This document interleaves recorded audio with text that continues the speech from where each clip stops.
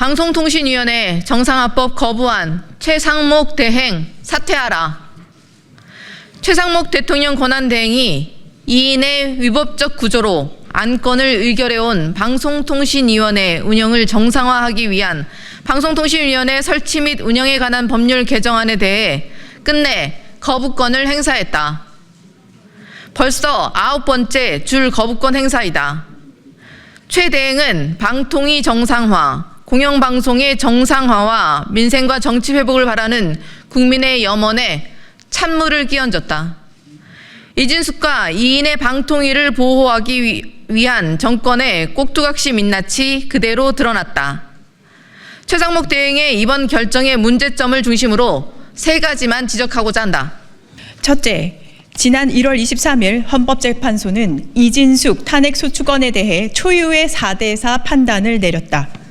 당시 인용 의견을 낸 사인은 제적위원 이인에 의하여 의결한 것이 방통위의 의결 정족수에 관한 방통위법 제13조 제2항을 위반한 것이고, 이는 그 자체로서 파면을 정당화할 수 있을 정도로 중대한 법률 위반에 해당한다고 결정한 바 있다. 이뿐만 아니다. 지난 3월 13일 대법원은 방통위의 박문진 이사 선임 효력을 정지하는 확정 판결을 심리 없이 기각했다. 이진숙 방통위의 2인 구조 결정의 위법성을 대법원이 최종 확정한 것이다. 이번 방통위 설치법은 현행법상 방통위 회의 의사 정족수가 없다는 법적 미비를 지적한 사법부의 판단을 받아들여 제도적 치유를 위한 최소한의 국회의 의무를 다한 것이다. 이러한 제도적 정비에 대해 맹목적 거부권을 행사한 최상목 대행의 판단은 국회를 무시하고 대한민국 헌정질서 자체를 부정하는 것이다. 둘째, 지난 1월 21일 최상목은 분리 고지로 인해 시행 몇 개월 만에 1,000억 가까운 손실을 보고 있는 공영방송 KBS의 수신료를 정상화하기 위한 수신료 통합징수방송법을 거부했다.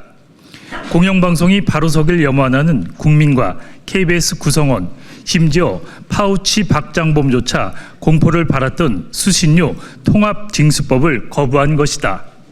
셋째, 개의 요건을 엄격하게 적용하면 국회의 위원 추천 없이는 회의를 개조차 할 수 없게 된다는 이유를 들었다고 한다. 어이상실이다. 국회 추천 3인이 이루어지지 않은 책임은 정부 여당에 있다. 누차 언급했듯 국회는 정당한 절차를 밟아서 최민희 현 국회 과학기술정보방송통신위원장을 당시 방통위 상임위원으로 추천했지만 윤석열 대통령은 아무런 이유 없이 임명하지 않았다. 2인 구조를 자초한 정부 여당이 거꾸로 야당을 탓하고 있다. 가해자가 피해자 탓을 하는 격이다. 최상목 대행 꼭두각시 노릇하느라 애썼다.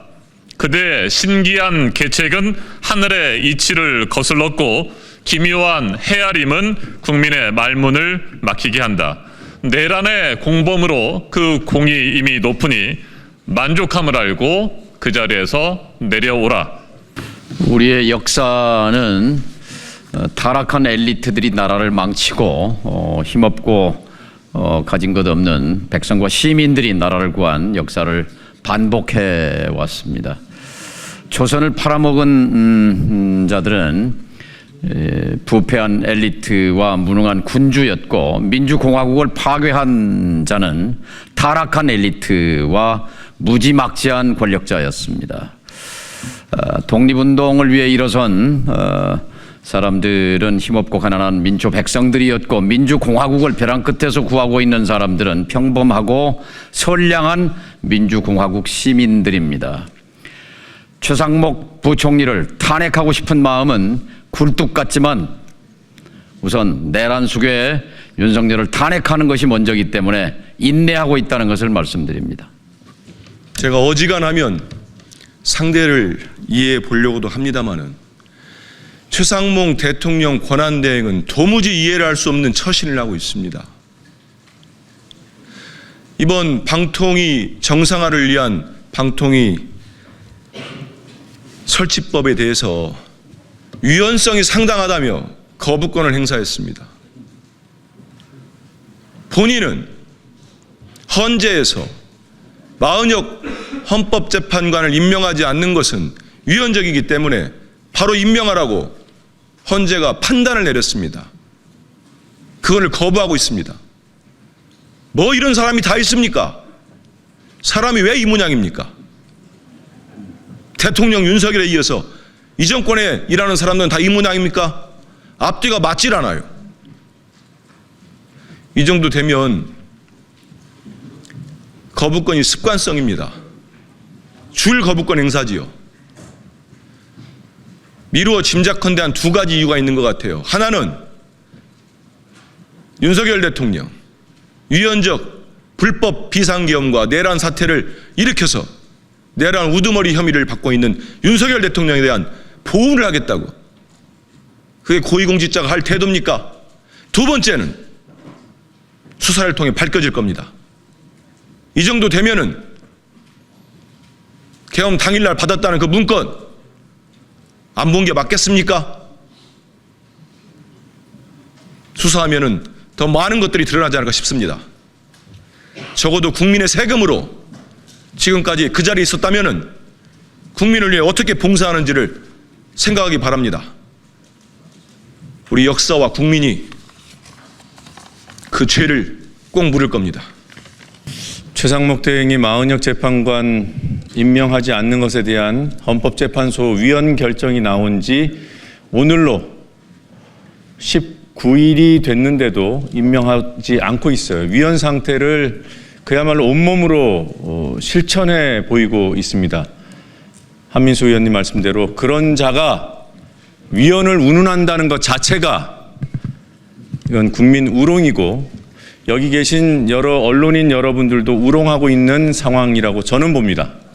오늘 아침 박찬대 원내대표가 이렇게 얘기했습니다. 최상목 대행의 이런 위헌 상태 방치 행위에 대해서 참을 만큼 참았고 기다릴 만큼 기다렸다고 했습니다.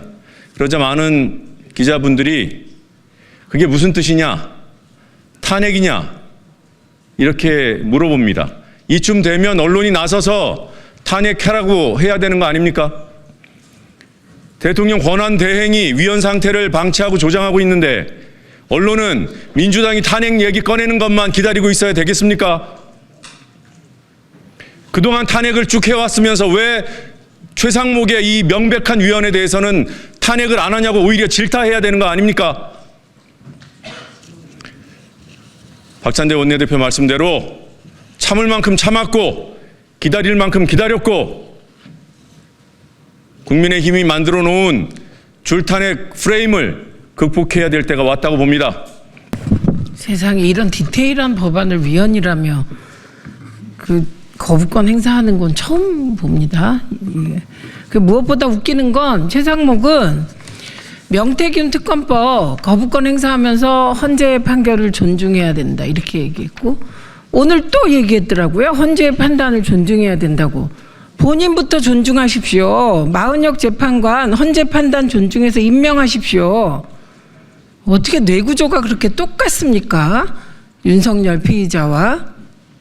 이상으로 과학기술정보방송통신위원회 최상목 규탄 성명서 낭독 기자회견을 마치면서 하나만 말씀드리겠습니다. 오늘 경향신문의 칼럼을 대한민국 공직자들은 꼭 일독해 주시기 바랍니다. 영혼 없는 공무원의 보신인지 가요 권력욕인지 한 총리 탄핵 심판 결과에 따라 최상목 대행은 부총리로 복귀할 수도 있고 권한 대행직을 유지할 수 있다. 어떤 자리에 있게 되던 헌법을 농단한 책임은 물어야 된다.